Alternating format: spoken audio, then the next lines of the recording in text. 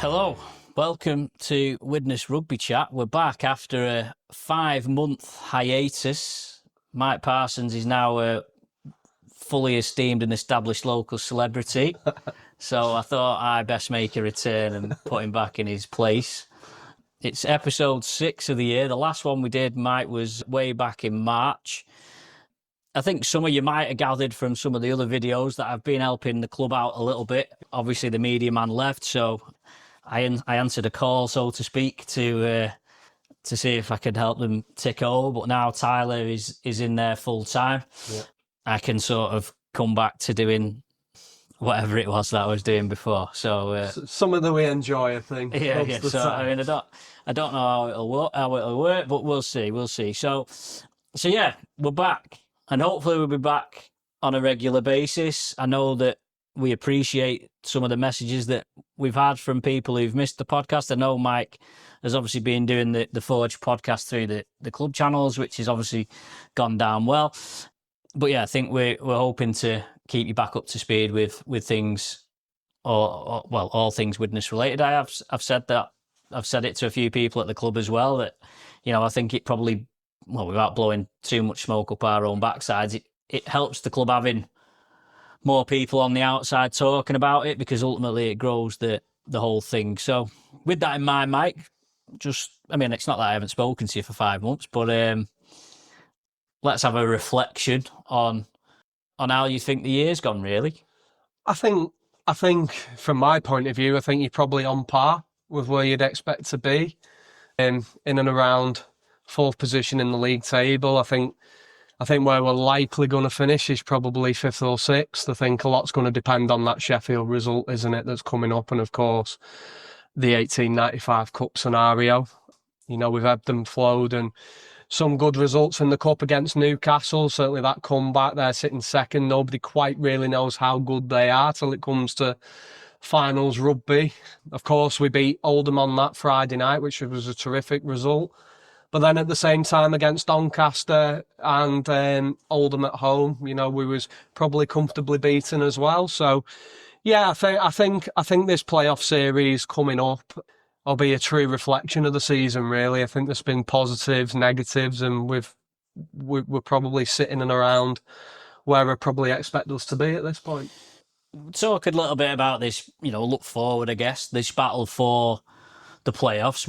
We haven't got long enough to explain the playoff format, so we'll try and brush over that. But bottom line is you need to finish in the top 6. If you get in the top 6, you basically get a second bite of the cherry. If you finish in the top 6, you can afford to lose one of your first 2 playoff games and you still get another bite at the cherry. Now, looking at the fixtures, because of course, and we'll go on to the cup final situation, I'm sure, very soon, but I think the only saving grace for Widnes at the moment in relation to that Sheffield game is I think Widnes will finish ahead of Barrow. So Widnes and Barrow are currently on level points. Widnes have got far superior points difference. Yeah. Barrow have still got to play Doncaster.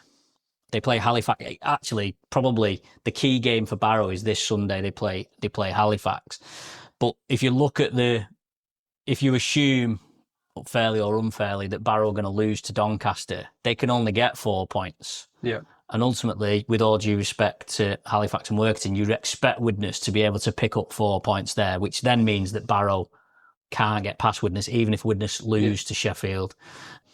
Clearly, Doncaster beating Oldham was a negative result from a Widnes point of view, because you'd expect Doncaster and Sheffield to keep winning and kicking on. So I think Widnes will be all right for the top 6, even notwithstanding that Sheffield fixture. But let's talk about that now. It's an iceberg that's been coming all season. I was at the Championship season launch in Wakefield back in January, and they announced it and I'm still astounded that it took so long for it to come out, because they announced it on that day that the final was going to be on the bank holiday August weekend. It was at that time they were saying it was going to be at Wakefield. Clearly that changed over the course of the season, partly because they realised no one in Yorkshire is going to be in it, so the crowd would be poor. But it came out last week about, and it's obviously been dramatised a little bit about Widnes potentially withdrawing from the final, which clearly isn't going to happen. No. But What have you made of the situation? And also, you're obviously a lot closer to fans than I am. What's the general feel over that? I just think as a supporter and of course as a club or clubs, of course it's Widnes in this position, but it could quite easily have been somebody else. I think clubs have been left disappointed. A cup final should be, apart from a grand final, the most important, event on a calendar.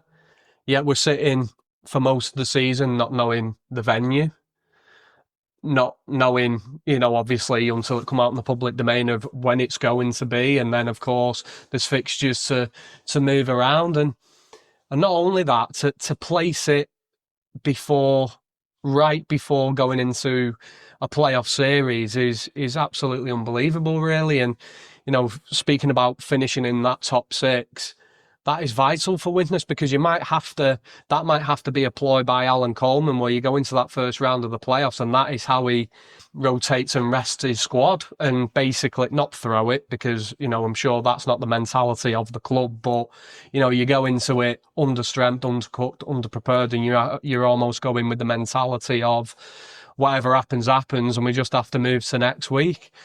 I think, again, it's just overall poor from the RFL. The championship for me has been a major strength of this sport for the past 5 or 6 years, really. And, having a cup final or trying to have something like the old Northern Rail Cup days is vital, because that's what fans and supporters look forward to.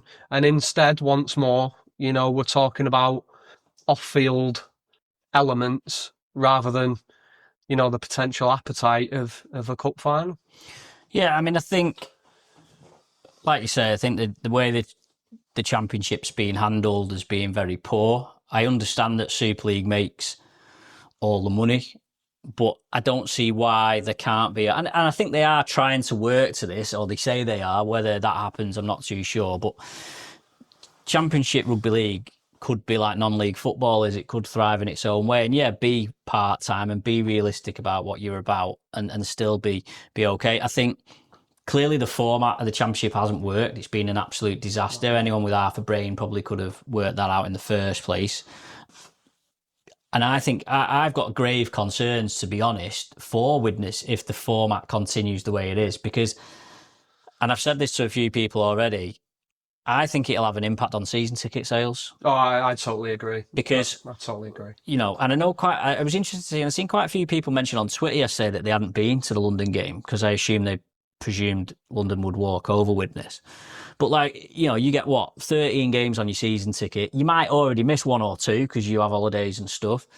But then now when you're looking at a decent number of the games that are uncompetitive, you sort of think, well, I might as well not buy a season ticket and just pay for the games against Barrow, Oldham, Doncaster, the games that are going to be a contest.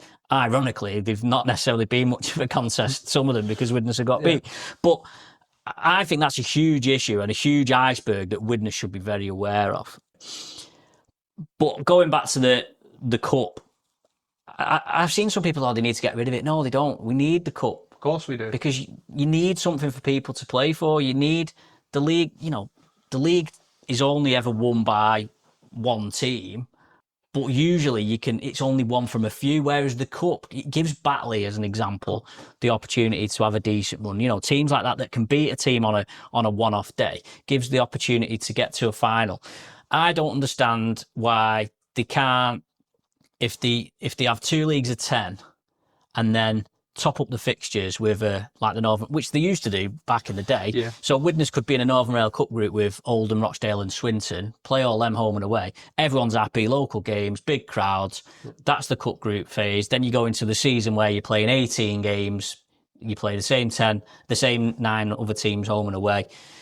And whether you do that as the old Championship League One or as a regional thing, I think that's got to be the way that they look. They can't continue with this current format. It all comes down to strategy as well. When you're talking about the inclusion of Gould Vikings not so long ago, it was almost like we want more teams, and already you're in a position where it's almost you need less teams. Well, they brought Gould in because they were trying to get to 24 to have 2 leagues of 12, and then within the 18 months that they decided that was going to happen, it changed because teams dropped out. Exactly that. And again, it comes down to strategy, doesn't it? And it seems that we're changing the strategy every 18 months, every 2 years, and you don't know if you're coming or going. And as a supporter, we've said it many times on this podcast before, James, you try and talk to even a Laps fan who is thinking of coming back, and you're telling them and talking to them about the setup, and you're almost embarrassed talking about your own sport. I certainly am at times, where you're talking about spreadsheets, you're talking about grade A's and B's, you're talking about a team in second who plays two of the top, I think, 7 or 8 teams. It's just not good enough. Well, I get an interesting perspective now because my son's got quite into it. He's got a season ticket. He goes to games, obviously not with me, unfortunately, because I'm working, but he's 10 years old. And he's really into it. He's intelligent. Obviously he's around me a lot. So, he's around sport quite a lot. He comes to football, whatever.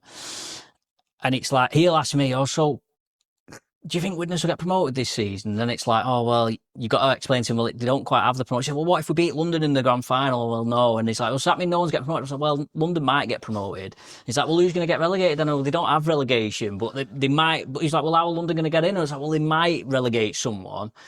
And then he's just like scratching his head thinking, well, what's going on? What's the deal with this? and I think I've said it on this before. I've said it before about when Widnes have done well, or when Widnes have started seasons really well. I think I used the example. I was speaking to Matt Turner, a bit of a plug for his new Rochdale thing. I went to a Rochdale football game. I remember with him this. at the start, and Rochdale ended up getting promoted that season. But I went to a game, it was probably late August, early September. They beat Gateshead 4-0 or something, and they were brilliant. And everyone in the crowd, I heard conversations as I was coming out of the ground saying, you think we'll do all right this year? You think we might go up? And people were getting... But what that means is it builds excitement, gets people there, yes, it does. And gets people to the ground. Whereas in rugby, it's like, at the moment, it's like Widnes could win every single game. So I've seen some people... I don't want to go too much on this. I've seen some people taking a pop at Widnes on social media, and Alan in particular, and saying, well, Widnes aren't getting any closer to Super League with Alan in charge, blah, blah, blah. They could have Wayne Bennett as the coach, and they wouldn't be any closer to Super League because that's the way it is. Yeah. Well, we have had Tim Sheens, haven't we? Well, yeah. I mean, I would have liked to have seen what he might have done over the season. But yeah, I think that's the frustrating thing for me. And don't get me wrong, I have frustrations about Widnes and the way and where Widnes are at the moment. I have frustrations of that. But I think ultimately you've got to consider the context of the whole mess that, the game's in terms of the RFL and the Championship. Well, that's it. And it doesn't just stop there. Like you say, the mess of the 1895 Cup final, you got an head coach who doesn't know how to plan his recovery sessions or what that's going to look like around it. You go into it further. What you're recruiting for? No one knows from year to year what they're recruiting for. So, like next year, for example, through the interview I did on the Forge podcast with Stuart Murphy, he's saying, well, we all know it needs to change, but nothing concrete's come to the table that everybody can agree on that is a viable plan. And it's like, well, if that's coming from club chairmen, it's very worrying. It's very worrying for the sport, because how do you plan for the future? You can't.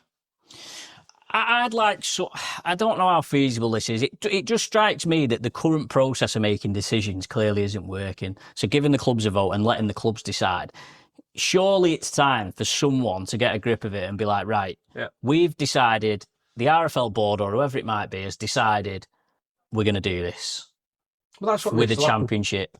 And that's the way we feel it should be governed. That's the format it should be. Instead of this, because ultimately, and I don't blame the clubs for doing it, but the clubs will vote for whatever's the best option for them. They won't vote for what the best option is for everyone. Well, we've ended up in this league structure, haven't we? Because you're managing from the bottom 20%, aren't you? The main purpose of it was to try and get more crowds at your Midlands, at your Rochdales, at your Swintons. But unfortunately, that's not how it should work. Well, all that's happening is Widnes and other clubs are getting dragged down to that sort of level, because there's no, as you say, there's no ceiling to push to. It's more that you're getting dragged down, and that's And the reality is, mate, you've got to sit and be professional and commentate all the way through, but without being, disrespectful to clubs. The Girl Vikings game's a classic example, particularly Widnes coming off the back of that short turnaround off Oldham and Doncaster. It was an exhibition at times, and as a supporter, you're almost not engaged with the game. It's kind of unfolding it's unfolding in front of your eyes, but you're not engaged in it. It's more just turn up, have a chat with the person next to you, and the rugby's going on in the background. That is how it has felt. So, well, it'll be like I say, I'd love to be a fly in the wall in them meetings. I'd love to see, like say, we're already in August now, so I think they're positive. It's positive that they've put the salary cap thing in place. I think that's a positive, but I think ultimately that really is only going to affect. It's only going to prevent something like London happening. But I think the reality is they probably want to prevent that because it saves them the headache of putting more teams in Super League, and that's the thing, because that's the headache they've got. London have chucked a load of money out of this season. If they turn around and say you're not coming in, London are like, well, hang on, you made us chuck a load of money out of this season. Well, do you know what? This was topic of conversation yesterday because of course, who were playing, and I don't know what it looks like. So I want to ask you, James, your opinion on it. Really, do London go up? And if they do, who are they replacing, or do they buy the way in pretty much and it goes to 15, even though they're saying that that's not going to happen? The noises I'm hearing is that the only option is for them to come in for York. Yeah. So the only option that I believe is being considered is London coming in for York. There's been a lot of talk about Huddersfield, but I just can't see that happening with, the relationship Ken Davey has with the rest of the Super League. He was a former executive, the interim chairman of the Super League. I can't see them getting rid of Huddersfield for that reason. It is criminal, though, that you say that, and that is what something potentially is going to be judged upon. I mean, the IMG scores. I mean, I'm very cynical about the IMG scores, but if you look at the IMG scores, I think it's going to be hard. Huddersfield probably scored fairly well on the IMG in comparison to, say, London and York. We saw it last year with the way it panned out. I think they can be tweaked to suit whatever agenda that they want to put in. The reality is that London would have been in Super League this year. Toulouse not won the grand final. They banked on York winning the grand final because they dominated the championship last season, and they didn't. And so they couldn't refuse to lose because it was impossible. They'd won the championship. They'd obviously got enough points on the board. They put a lot of money in. And I, to be fair, I think Toulouse, York, and Bradford have all done pretty well. I think the reason we always hear for not having promotion is that the team can't compete. Well, they've all three. They've all rolled in the face of that this season. Two of which half the central funding as well, which is even more of an achievement in my opinion. And I put this on Twitter last week about Hull. Hull are a prime example of, because there's no relegation, they're just doing whatever they want. So the two of the last 3 seasons, they've just wrote it off completely because they know there's no jeopardy, there's no risk of them getting relegated because they've got a decent fan base. And, Hull should be in Super League. But ultimately, it's sport. It's not about who should be where. It should be about who gets the best players together and the best team. Make no mistake about it either. You look at Lee, you look at Wakefield and Hull KR to a degree. They've all suffered relegation and have come back stronger. And, Wakefield, particularly when they come down, of course, they recruited a team and they had the takeover. They recruited a team that was always likely to bounce straight back up. But what they did was, in and around that, they brought 4 or 5 younger players through the system and they got a full year of winning, but first team experience. So when they did go into the Super League again, the mentality wasn't, dropping a young player in and you're getting beat at the bottom. They'd had that year of winning and they've gone from strength to strength and probably learnt a lot through that process of being relegated. The same with OKR, what's going on there now. I know they've not had quite the season as last year, but there's so much going on there now. And again, I just think, like you say, you used Hull FC there and Huddersfield to a degree, I think going through that experience has served them well, whereas your Hull and your Huddersfield, they're relaxed about it. It's like, oh, we'll maybe next year, and we'll wait till next year, and we'll go again, and then if it doesn't work, then we'll wait till next year, and that's not what sport should be about. And I mean, obviously Wakefield and Leigh, it's been enabled by the fact that they've got people with deep pockets that can throw money at it. But I think the part of the challenge with that is the format at the moment doesn't attract people with deep pockets. The guy at Wakefield went in knowing pretty much that they would bounce back up. Don't forget, they didn't have automatic promotion, but he knew that they'd be in the 12 to go back up.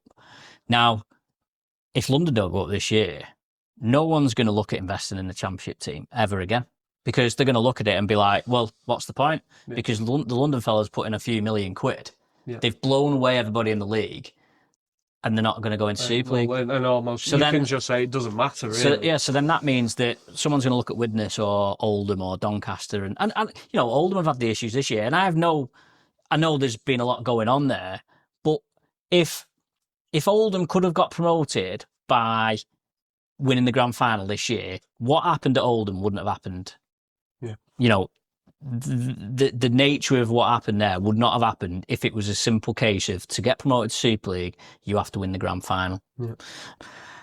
I don't know where it's going to go. It's difficult because Widnes, I mean, we've said this before, Widnes are in this spot where realistically, Widnes are probably the only team that would be relatively Super League ready in terms of facilities, fan base, players, in, you know, like pathways. I mean, outside of Super League, I don't see any other club. Like I say, Oldham have had a bit of money. Oldham are building towards that. Doncaster have got aspirations, but they're lacking in certain areas. And I think the problem Widnes really have is, how long can they keep? You know, it's only getting weaker and weaker. Widnes's proposition is only getting weaker and weaker at the moment.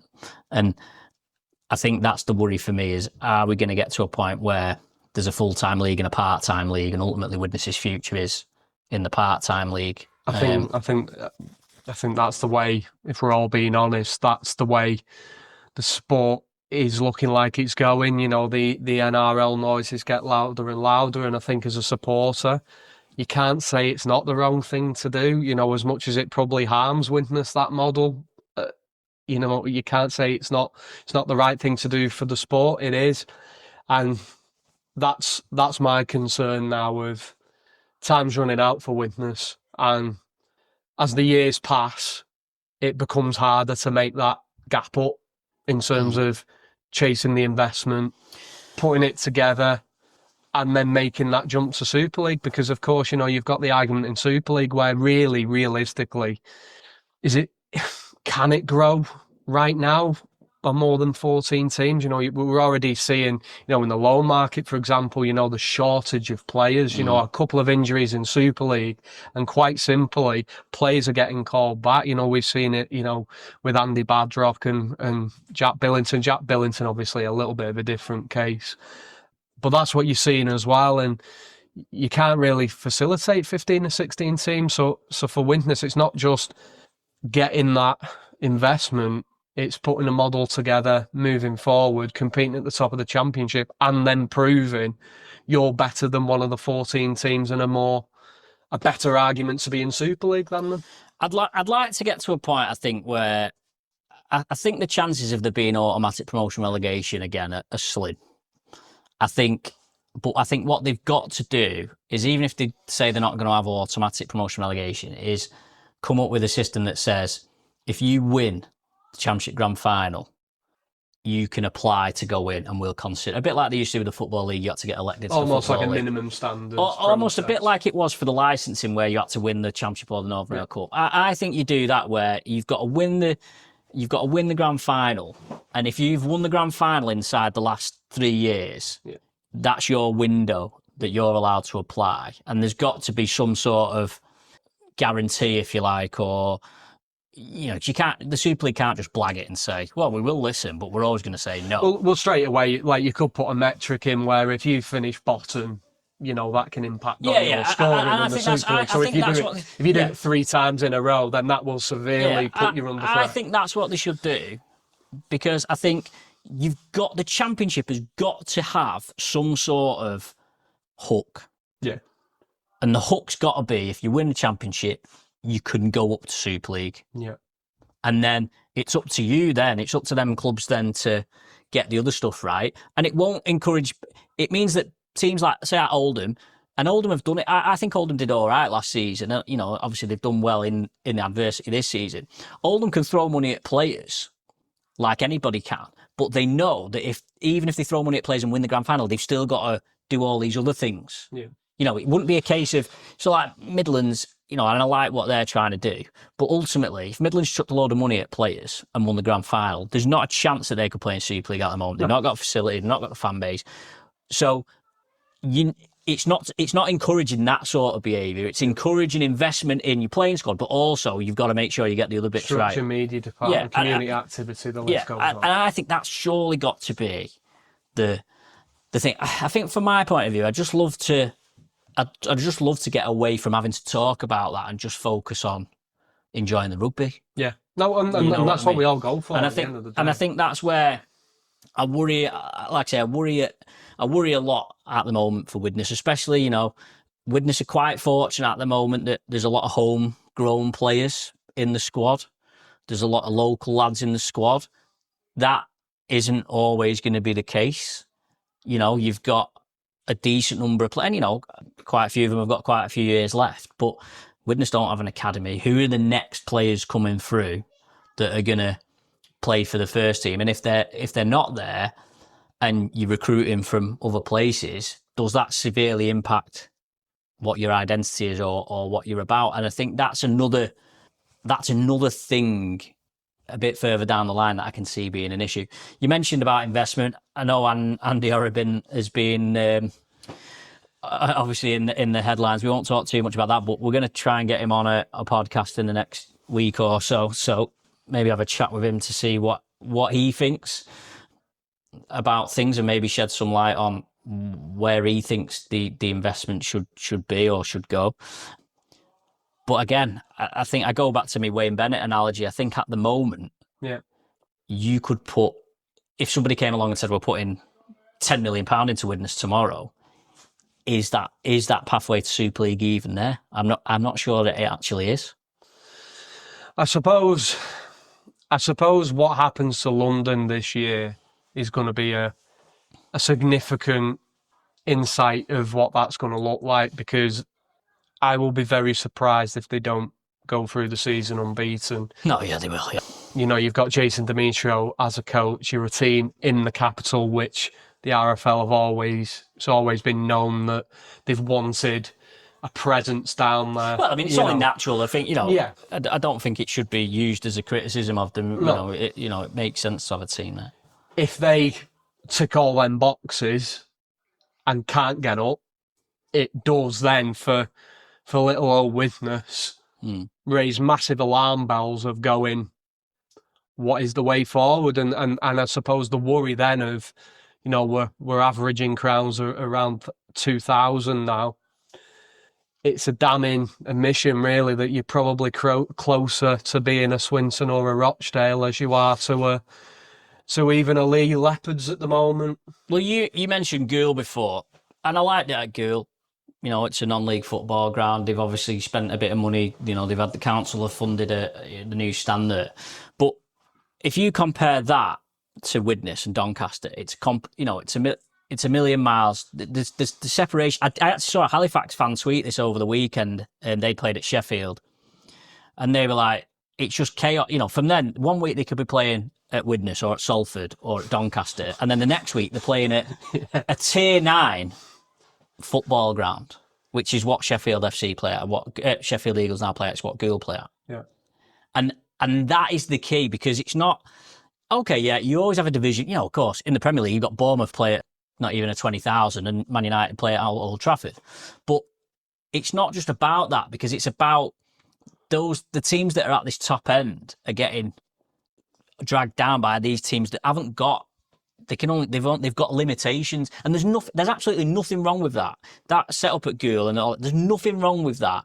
But there's no way that Widnes can sustain operating the same in the same environment and business model as Gould playing in a 15,000 seat stadium. And that's where I worry for Widnes, Doncaster, a couple of the others. It's like their environment is not suitable for what the apparent vision of the Championship seems to be at the moment, in my opinion. And that is the problem. And it listen, to come back full circle on it, the results reflect that, don't they, as well, on the field, where 1 week, you're like, bloody hell, like, Doncaster, a good team, aren't they? And then you'd be like, next week, you're somewhere else, and it's like, it's 40-0 at half time. It's interesting. And it's not, sorry, mate, but no. we're talking it from a Widnes perspective, but that's not good for Gould either, who are trying to grow a club either, Widnes coming and clubbing them 52-0. I don't see... I think it's good for Gould to be able to play Widnes, but I think that could have happened in a different format. Yeah, if you know what I mean. And to be honest, Gould, if you spoke to Gould, they didn't want to be not wanting to play Widnes, but when they came in, they wanted to build for a few years, so they built themselves up to earn the right to play Widnes in the league above. That's what they would have wanted to do. Whereas it's been sort of handed to them now, and instead of it being almost a nice surprise and a nice challenge, it's basically like a foregone conclusion for them. And I think, I just, that's the concern in terms of what that looks like, for the league moving forward. I was going to say something else that's completely slipped my mind. I was thinking about investment, but I can't remember what it was now. So we'll have to move on. But yeah, I think what's going to happen.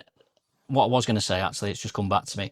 It'd have been interesting to see how Widnes would have done had the fixtures been organised a little differently. So if you look at the games Widnes have lost, they've lost back-to-back games twice. Yeah. So the only games, apart from the London game, Widnes have lost 4 games all season. Well, they've lost 6, but discounting the 2 London ones. They've lost 4 games all season, and they were both back-to-back. Mm-hmm. The Doncaster and Barrow away games, the Doncaster and Oldham home games. Is that right? Yeah. Yeah, right.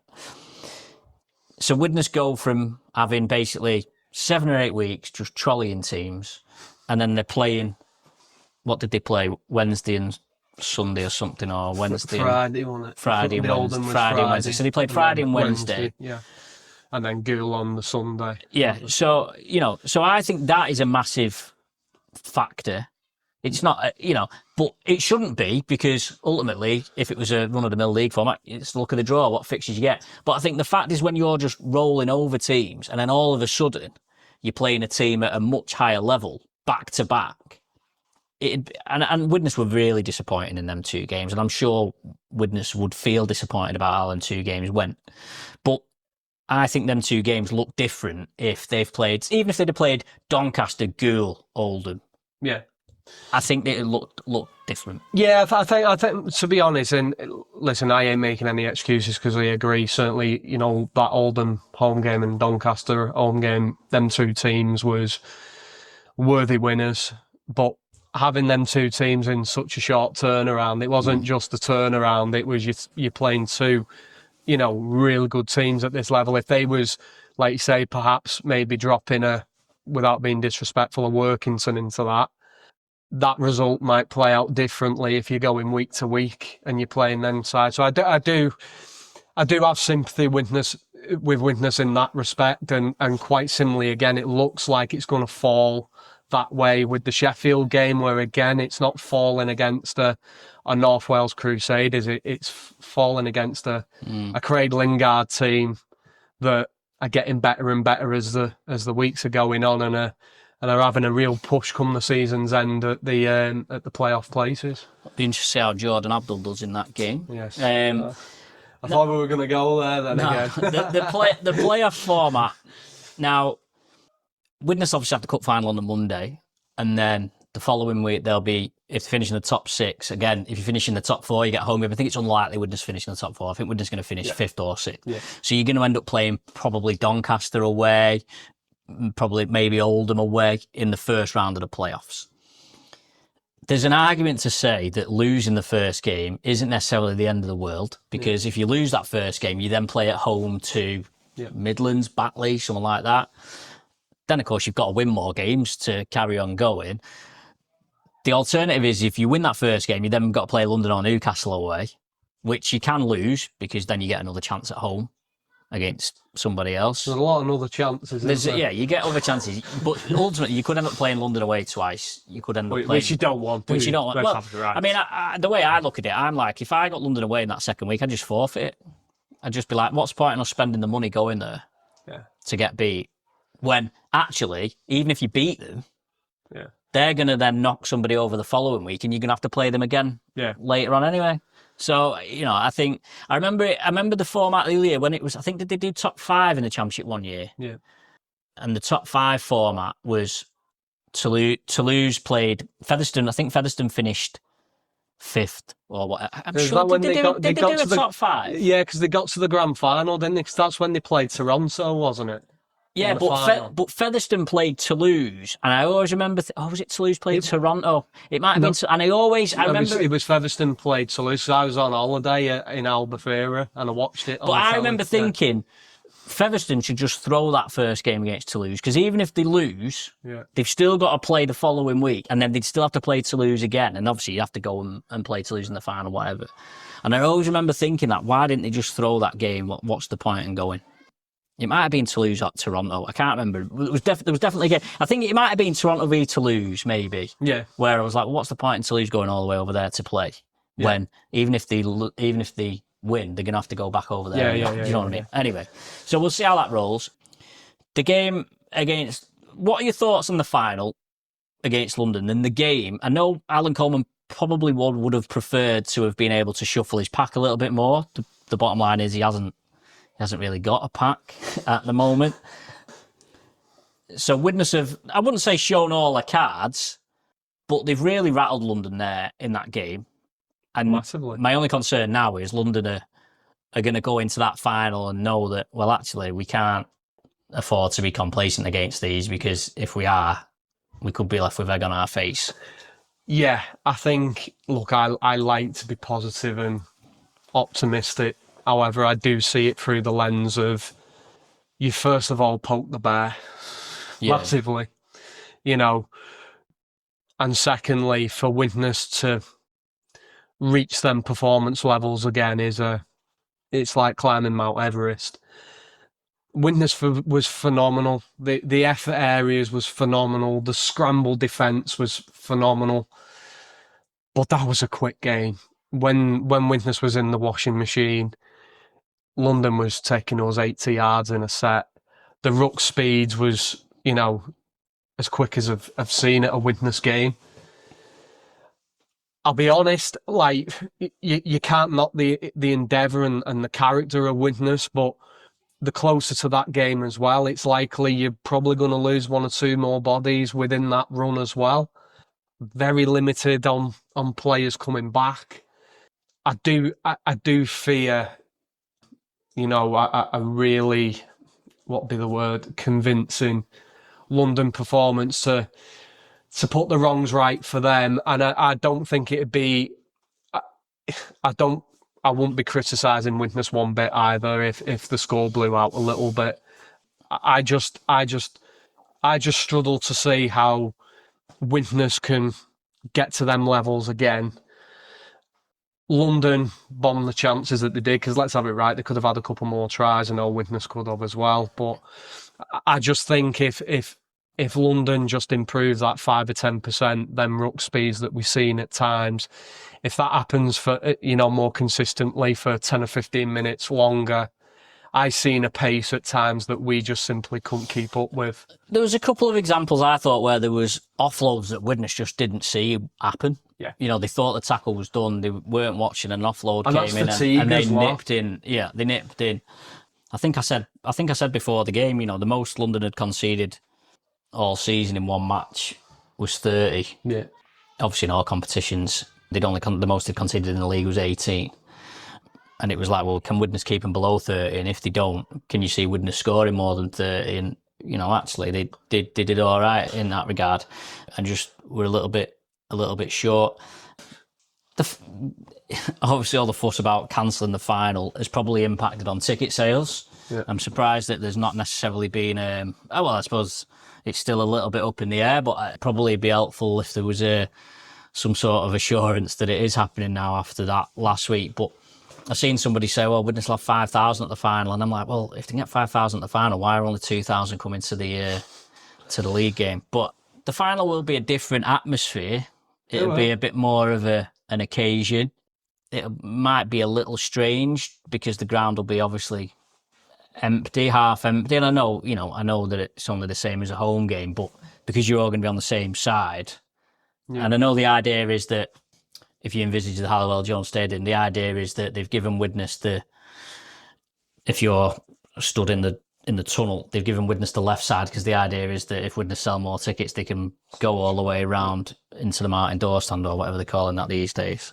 But do you see the occasion being of benefit? Do you see that being a way of lifting Widnes to be able to repeat or even better what they did at the weekend? Listen, the players are going to give it the best possible crack, and the one thing nobody can say about an Alan Coleman team is they give in easy. They don't, like, quite often, even when we've not been at the races, there's effort, there's chasing back. Things might not be going your way, but they certainly don't give in. I mean, 42-18, I said to me dad the weekend, I was like, I hope this doesn't go to 60. It could quite easily, and we've put in phenomenal effort. And the fact that game finished 42-36 tells everything you need to know about an Alan Coleman team.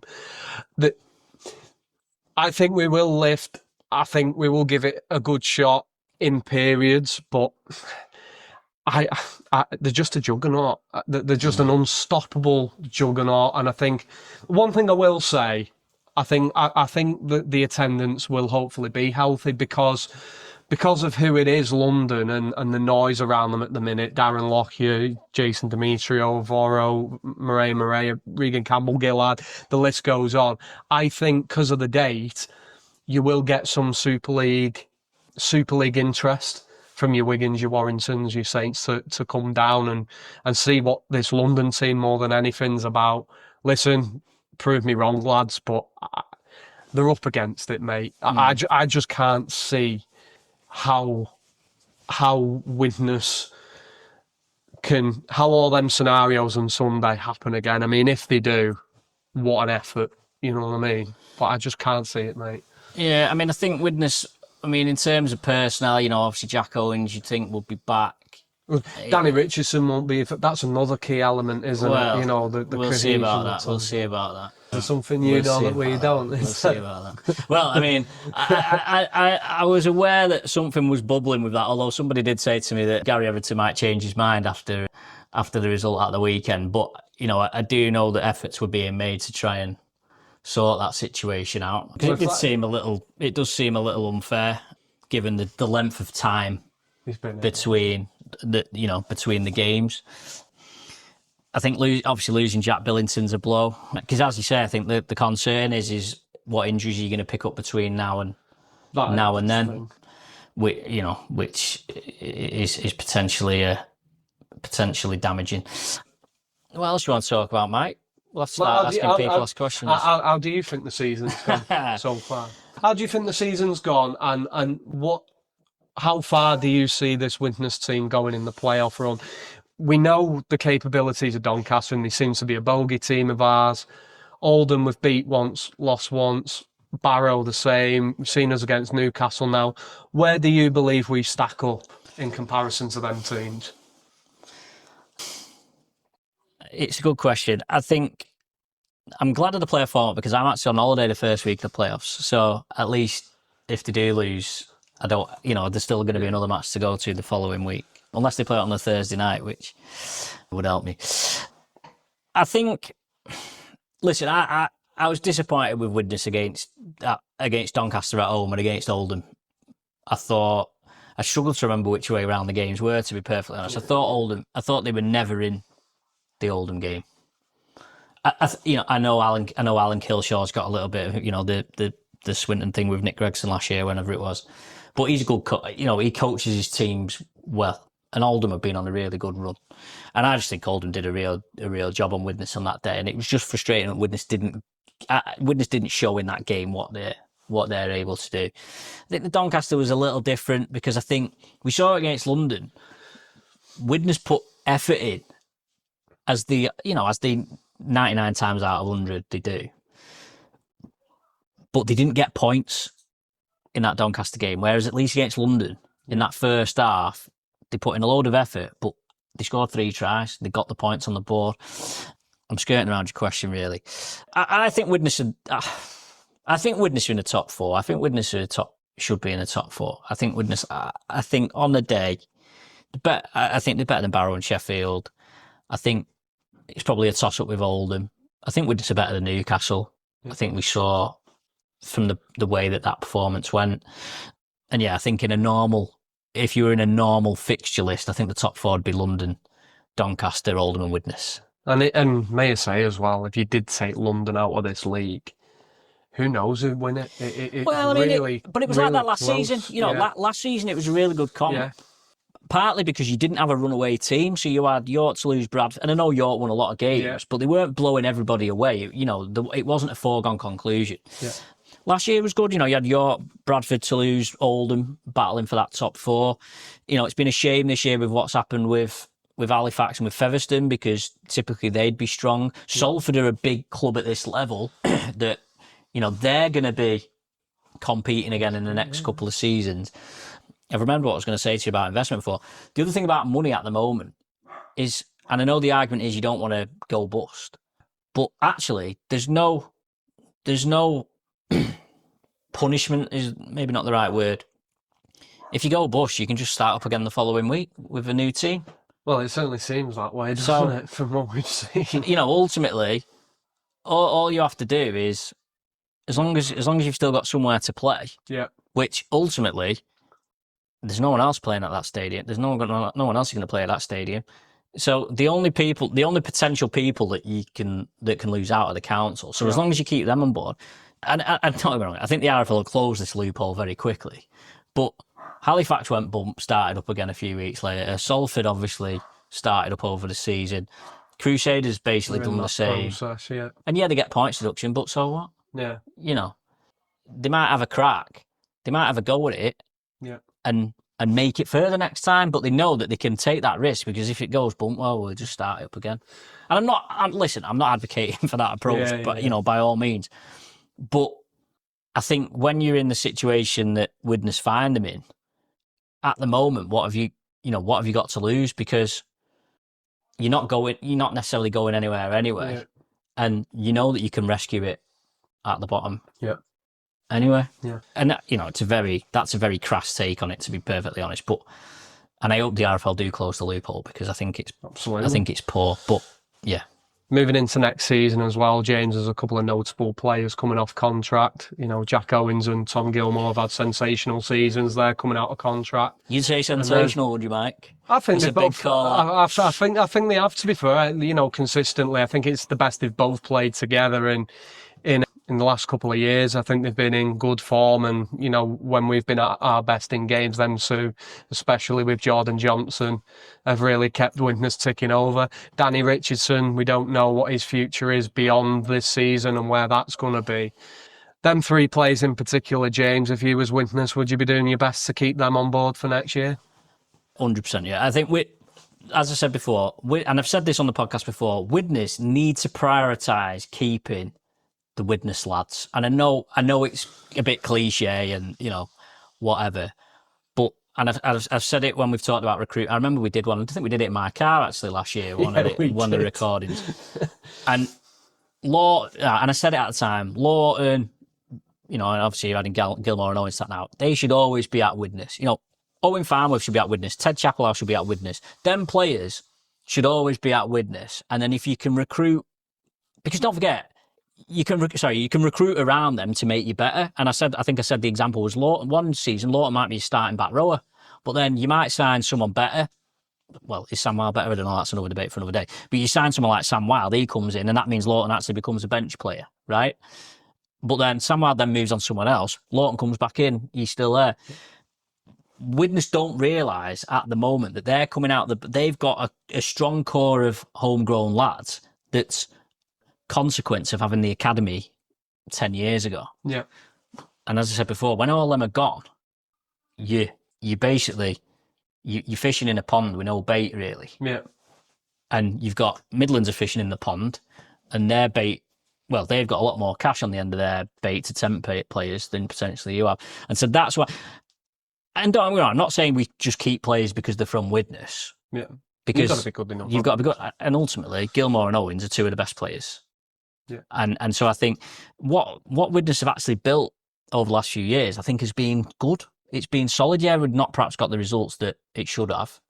But when you look for that team and you've got Ince, you've got Edge, you've got, Gilmore, you've got Owens, Fozzard, Johnston, Lawton, Chapelhow, your foundations, your core of that. It's almost your culture, isn't it, as well? And that, and players, Jordan Johnson certainly plays like he means it, every week. I'm not saying that other people don't, but, I think you get extra out of him. He's not a Widnes lad, but he's, Widnes is his adopted home, etc. You get extra out of him for that. Jack Owens will always be a far better player playing for Widnes than he would be playing for anyone else. Yeah. Right.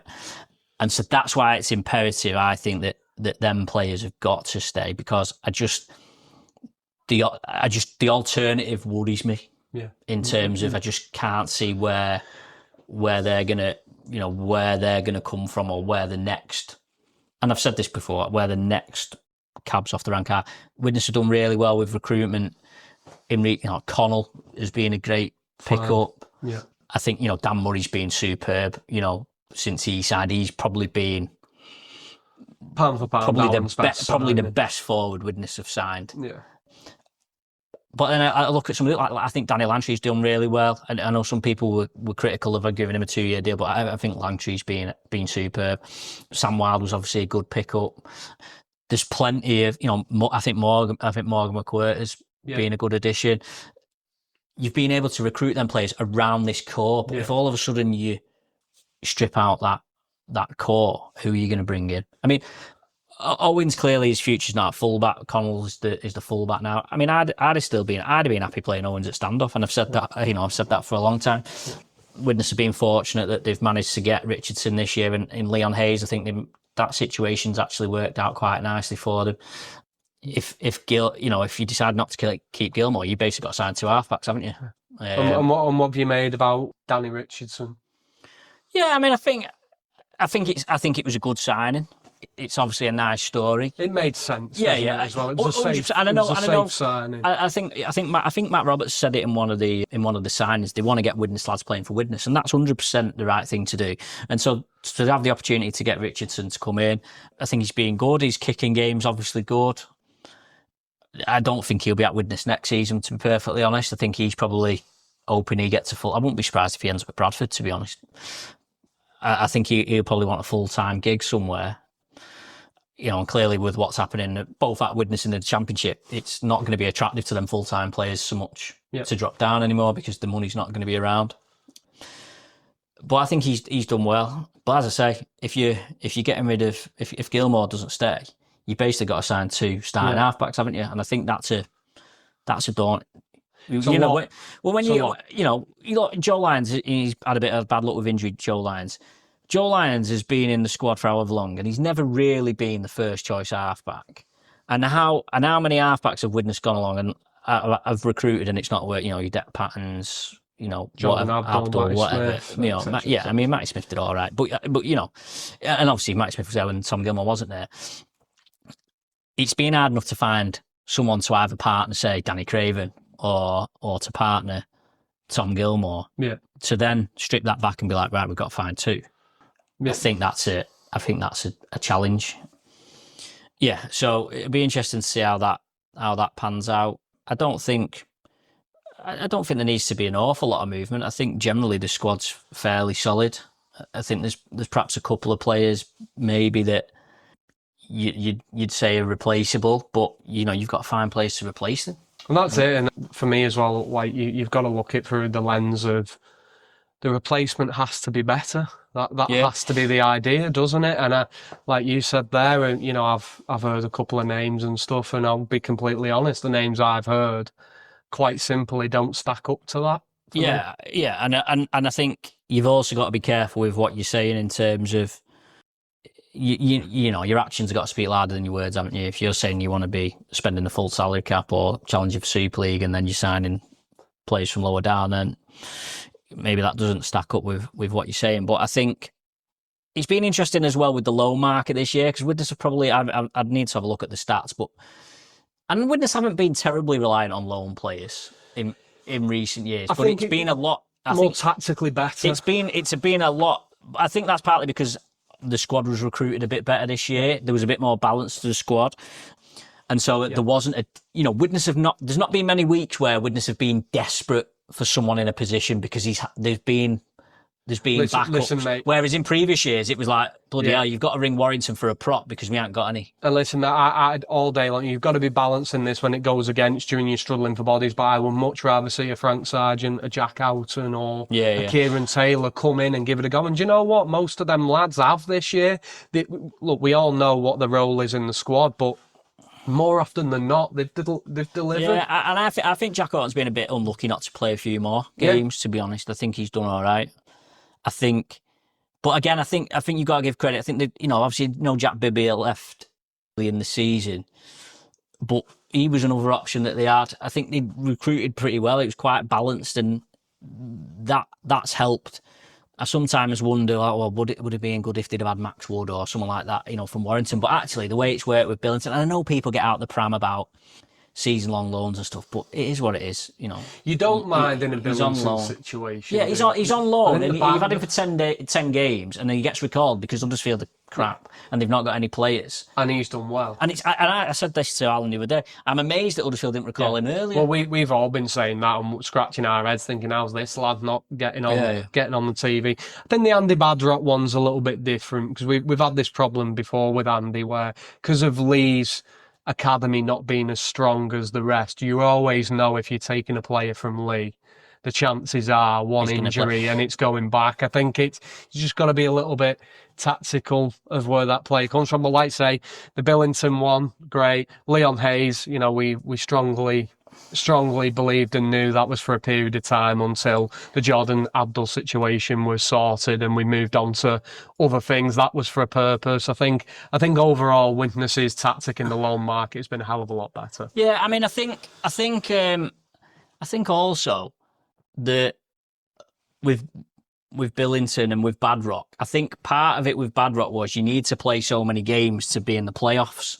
Yeah. And so I think Alan Coleman probably chanced his arm and thought, right, who can I get in who we can possibly get 4 games into? Of course. And ultimately, he knows Lee, and Badrock's played a few games before. He was his best chance of getting someone that potentially might play 4 games. The loan market isn't exactly on fire, is it, at the minute? And as you said before, all the Super League teams are struggling for players. Yeah. So, what hope have you got in Championship of getting someone when and again, it comes down to that quality, doesn't it? We talked before about the gulf. North Wales Crusaders, with all due respect to them, and I love going to Colwyn Bay. I think it's great, and I hope North Wales Crusaders do really well. I know that probably when they first started, they were almost like one of Widnes' hated teams because, of course, they got the Super League franchise. But the way that they've reformed and kept going, I think Rugby League needs teams like that. But with all due respect to them, they're basically just anyone who they can get who can play rugby is getting a game, basically. And that's different to the recruitment that Widnes are doing, where you're trying to recruit players that are of a quality to play higher. And again, is that a sign of how the Championship's going to go? Is there going to be a gulf? Are we going to see a point where anyone who's semi-decent is basically going to be a Super League player? Because, it's like now, the young lad at Saints is part-time, that Jack Campbell who played the other week. Are more Super League clubs going to end up having part-time players in their reserves that they know can do you can get them in for however much. They know that they could do a job for 2 or 3 games a season, but he'd be quite happy playing for the reserves the rest of the time. Yeah, it's quite I can see that being something that happens, which then lowers the quality of the Championship. And I know from speaking to players as well, certainly at the top end of the Championship, that there's players that, like say Tom Gilmore as an example, there's players like him who've played Super League, they've played at the top end of the Championship for a long time. They've probably seen the standard of the Championship slowly decline. but their expectations as a player and as who they are is probably, there's probably a lot less. 10 years ago, there was probably a lot more players playing Championship who would go up and play Super League, whereas now there's probably not so many, partly because the money's not there for them to go up. But I wonder, I've had conversations with players where they said, we've had this lad from Super League and he's like, a young lad from an academy or whatever, and he's no good. He's not even anywhere near the level that we're playing at. So it'd be interesting to see how that pans out. And again, that's sort of out of Widnes' hands. Yeah. But I don't know whose hands it's in, to be honest, Mike, and that's part of the problem. Certainly is, mate. So yeah, well, we'll wrap it up there. Well, we're back now, so I'm guessing you'll do your normal fishing, I think, for questions and whatnot. Yes, we will open that up. But you mentioned earlier, Andy's going to be on, isn't he? Yeah, so I'll try and persuade Tim to do one as well. Yeah, sure can rope Mr. Holmes in. So he loves the camera, doesn't he? So. yeah, he does. Yeah, we'll try and get a few. I mean, I speak to a few players about coming on as well, past players as well. So hopefully we'll get that boxed off. We'll get some guests on. Yeah. Good to be back. Yeah. Good to be back. Well, thanks for your time, Mike. Thanks everyone else for your time, and we'll see you next week.